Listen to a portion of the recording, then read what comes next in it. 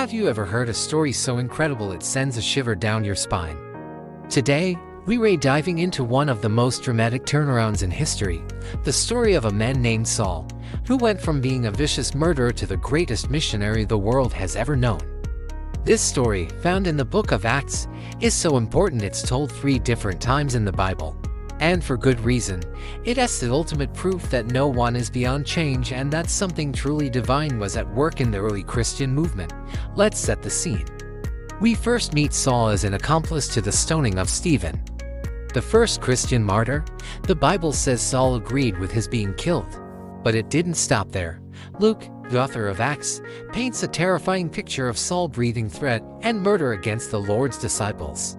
He wasn't just some angry guy shouting on a corner, he was actively hunting people down, dragging men and women from their homes and throwing them into prison. Imagine the terror that gripped the early believers every time there was a knock on the door.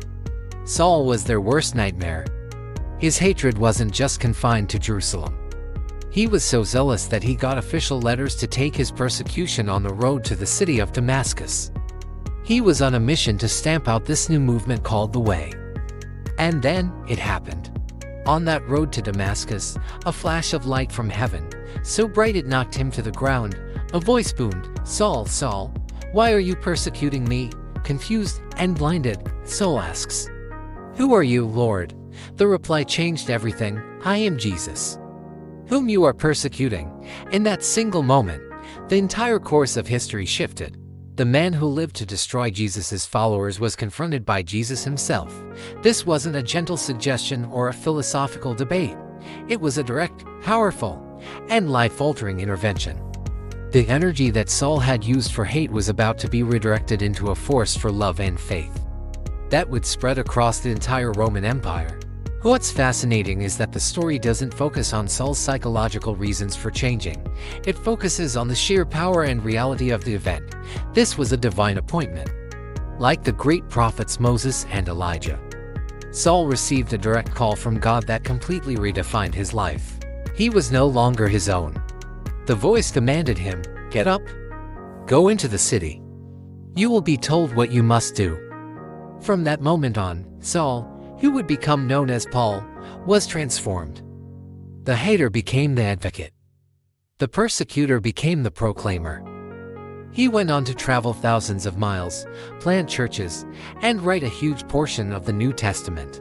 His own story became his most powerful sermon, a testimony that if God could choose him, a murderer and enemy of the faith, then God's grace is truly for anyone. This story of Saul's transformation on the Damascus Road is more than just an ancient tale. It's a powerful reminder for all of us.